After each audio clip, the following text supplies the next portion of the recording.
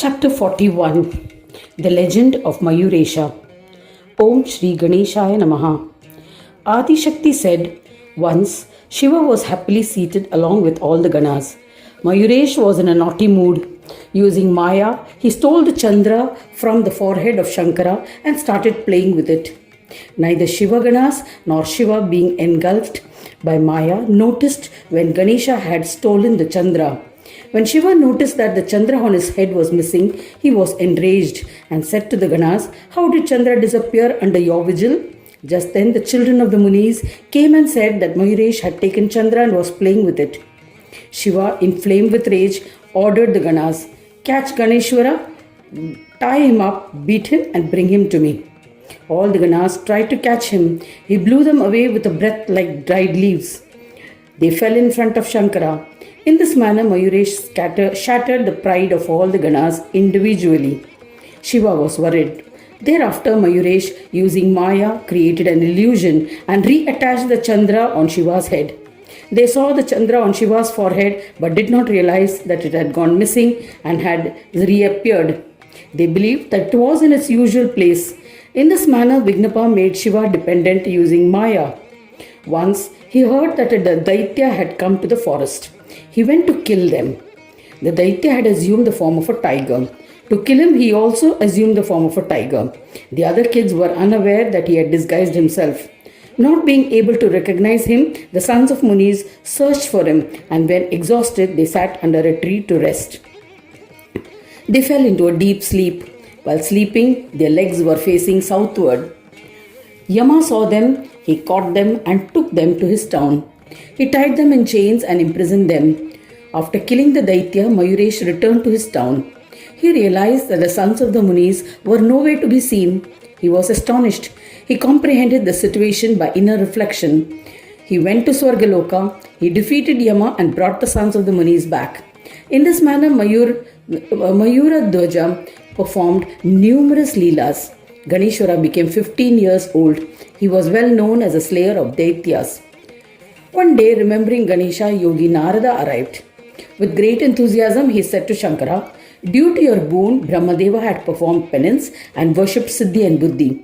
They have incarnated as his daughters. Brahma is searching for a suitable groom for them. He has not yet found a suitable match. He has been thinking of offering them in marriage to Mayuresh." Shankara agreed and left for Brahma's abode with Mayureshwara and the Ganas.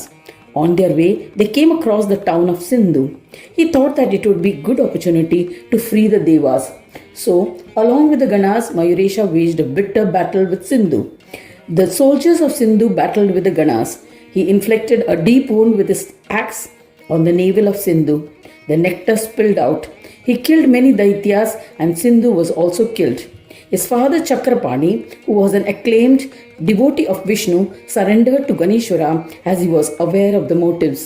Sacrificing everything, he became engrossed in devotion to Lord Ganesha. He took Ganesha to his town and performed his puja. Chakrapani released Vishnu and other devas from the prison and performed their puja. All the relatives and acquaintances accompanied him to the abode of Brahmadeva. Brahmadeva summoned his daughters to be presented to the groom. The beautiful maidens came out. The Devendras were smitten by their beauty. They all requested marital alliance with the maidens. They requested, "O Brahmadeva, please permit us to marry your beautiful daughters. We have not seen such beautiful maidens in the whole world." Brahmadeva replied to each of them, "I don't find any of you suitable for them. I have decided to wed my daughters to Mayuresh." Yet the Devas insisted on being considered as suitors. So they harassed Brahma and asked the girls, "O Siddhi and Buddhi, you must select a suitor from amongst the Devas." The daughters replied, "We shall select whom we heartily like." They picked up garlands and ignoring the Devas, Siddhi and Buddhi approached Chintamani Mayuresh and garlanded him. Vidhi married them, observing all the ordained marriage rituals. Thereafter, all the Devas who were extremely happy at the death of Sindhu bowed to him, performed his puja and extolled him. They said, "To the one whose vehicle is a peacock, to Mayuradhwaja, to Ganesha who is known as Mayureshwara, we bow to you. to the protector of the destitute, to the Lord of devotees bereft of ego, to the driver of Maya, to Vignesha, we bow to you.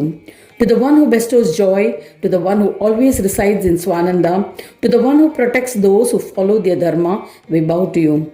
To the one without a beginning, to Parisha, to the one who defeats the Daityas and Danavas, to the one who destroys those who perform irreligious deeds, to Vikata, we bow to you. To the son of Shiva, to the guardian of all, to the son of Parvati, to the young brother of Skanda, we bow to you. To the one who assumes various incarnations to protect the world, O son of Kashyapa, we bow to you.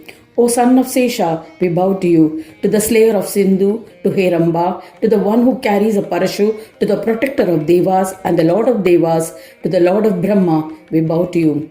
To the one who bestows peace, to the Shanti Brahma, to the one who is merciful, to the one who has innumerable hands and faces, to the one with an infinite belly, we bow to you. To the one who has unlimited majesty, to the one who drives the tendencies of the mind, to the one who is established in everyone's hearts, to the one worshipped by all, we bow to you.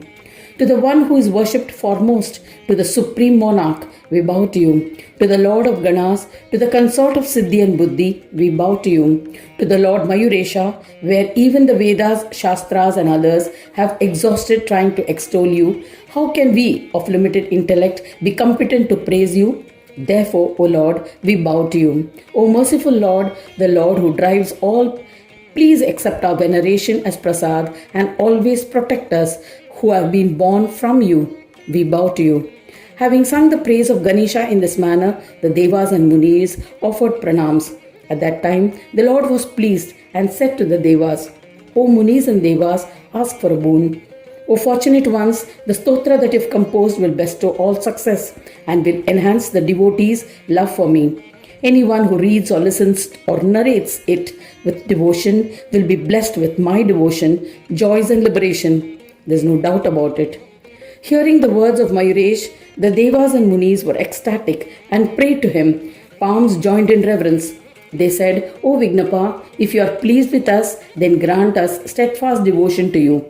O Lord, please accept our namaskara. When you killed the valiant Sindhu, we were blessed with everything. Now, please command us and we will resume our duties. Ganesha said, Tathastu. Having granted the king and all others with the gift of devotion, he departed. King Chakrapani performed the Ganesh Panchayatana Puja of Mayuresha daily with single-pointed devotion. As a result, he attained Swananda Loka. All the Devas and Munis were assigned appropriate places. Mayuresh returned to Mayur Kshetra accompanied by all. He said to the Devas and Munis, I have completed the task you had asked me to do. Now I will be returning to my abode. Saying this, Mayuresha disappeared. The Devas and Rishis who were left behind were saddened. Parvati and Shankara could not cope with the sorrow of separation and became unconscious. Mayuresh appeared as a vision in their hearts. Mayuresha said to them, I am the controller of the tendencies of the mind. O dear parents, you will never have to experience separation from me. There is no doubt about it. By installing an idol, perform its puja with devotion, you will attain happiness. Saying this, Ganesha, the beloved of Ganas, disappeared. Brahmadeva then enthusiastically installed an idol of Ganesh with the help of Brahmins. Then all of them returned to their respective places where they resided in their Amsha form to perform their duties. Panchayatana Puja is a system of worship in Smartha tradition of Hinduism.